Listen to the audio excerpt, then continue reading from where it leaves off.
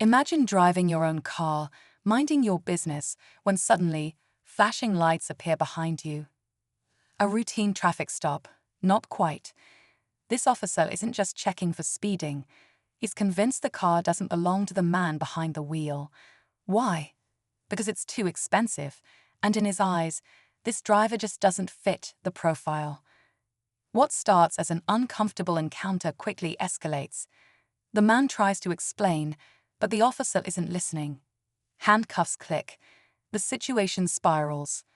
But just when the officer thinks he's in control, the unexpected happens. His radio crackles with a voice he knows all too well. His boss. And what he says changes everything. This is a story about bias, assumptions, and an unforgettable lesson in judgment. Stay tuned, because what happens next will leave everyone stunned. The officer tightens his grip on the cuffs, convinced he's just caught someone in a stolen luxury car. The driver, a well-dressed black man in his early 30s, stays calm but frustrated. "This is my car," he says firmly, but the officer only smirks, shaking his head. "We'll see about that." Bystanders slow down, watching the scene unfold. The officer radios in for backup, his confidence growing. He's certain he's done the right thing, until his radio crackles again. A commanding voice comes through. "Officer Reynolds, what exactly are you doing?" The officer stiffens. That voice belongs to his captain. The driver looks directly at him now, a knowing expression on his face. The officer hesitates, sensing something is off. "Sir, I pulled over a suspect in a high-end vehicle," he says. There's silence on the other end. Then the captain speaks again, his voice sharp. "Let him go. That's my car." The officer's face drains of color. His grip on the cuffs loosens, but his pride keeps him from acting too fast. "Captain, there must be some mistake," he stammers, his voice losing its earlier authority.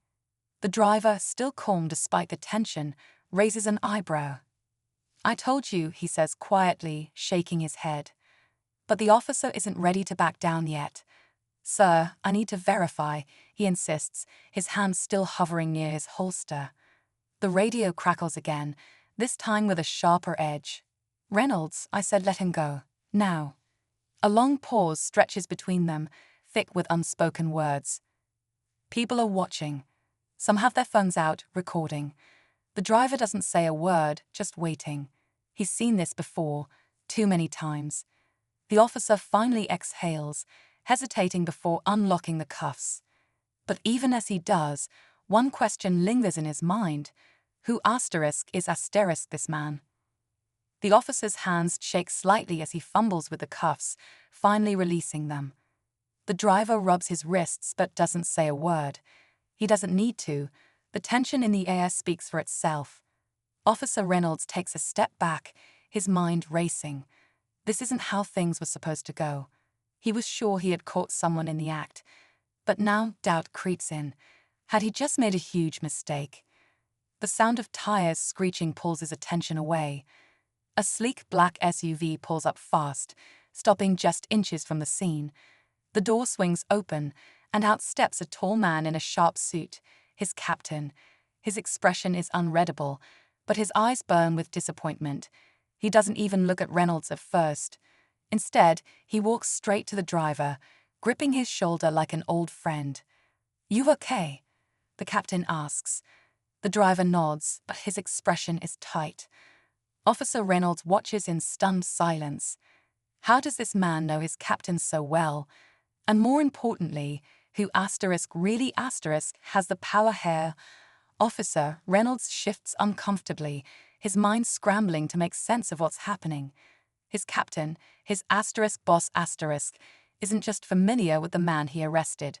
There's a deep respect between them, something unspoken but undeniable. Reynolds had assumed he was in control, but now it's clear he was wrong. Then the driver finally speaks. His voice is calm but carries weight. "You should know who I am by now, officer." Reynolds blinks, confused.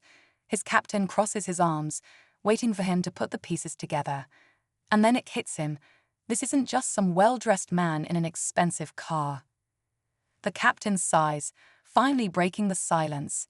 Meet Jordan Harris, the man who signs *my * paycheck. The words land like a punch to the gut. Reynolds' heart pounds. He arrested the owner of one of the city's biggest businesses, a man with more power and connections than he ever imagined. Before Reynolds can react, Jordan narrows his eyes. Now the real question is, what are we going to do about *U*? Officer Reynolds feels the weight of every mistake he's made in the last few minutes. His throat tightens as he looks between his captain and Jordan Harris, realizing just how badly he's misjudged the situation. He thought he was enforcing the law. Instead, he had humiliated a powerful man, his captain's *boss*. Jordan steps closer, his eyes locked onto Reynolds. "Tell me," he says, his voice steady but sharp. "Did you pull me over because you thought I was breaking the law? Or because you didn't think a man like me could own a car like that?" Reynolds opens his mouth, but no words come out. He wants to defend himself, to insist it was just a misunderstanding. But deep down, he knows the truth. The silence stretches, heavy and damning. The captain shakes his head. "Hand over your badge, Reynolds." Reynolds' breath catches. "Sir, please." But before he can finish, Jordan raises a hand. "Not yet," he says, his expression unreadable. The captain looks at him, surprised. "I don't want him fired. I want him to learn *." Reynolds frowns, confused. "What do you mean?" Jordan crosses his arms. "For the next month, you'll be working * for me *. In my company, you'll see what it's like to be judged before you even open your mouth." Reynolds stiffens. The idea of working under the man he just arrested, of facing his mistake every single day, makes his stomach twist. But looking at Jordan's expression, he knows he doesn't have a choice. The captain nods. "That's more than fair." Jordan steps back and opens his car door.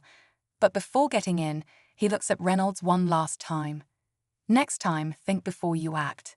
Then, with a quiet hum of the engine, he's gone.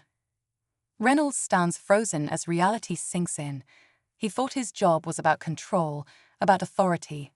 But now, for the first time, he's about to see what it feels like to be on the other side. A week later, Officer Reynolds walks into the towering glass building of Harris Enterprises, his uniform replaced with a simple button-down and slacks. The receptionist barely glances at him, too busy typing away. No badge, no authority, just another employee in a world he never thought he'd be part of. For the first few days, no one takes him seriously. Some coworkers avoid him, others look at him with quiet judgment.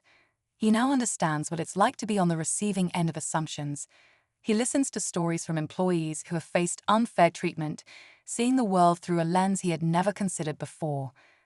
By the end of the month, he's changed, humbled. He doesn't just hear people now, he sees them.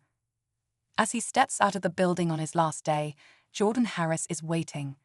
"Did you learn something?" he asks. Reynolds nods. "More than I ever expected."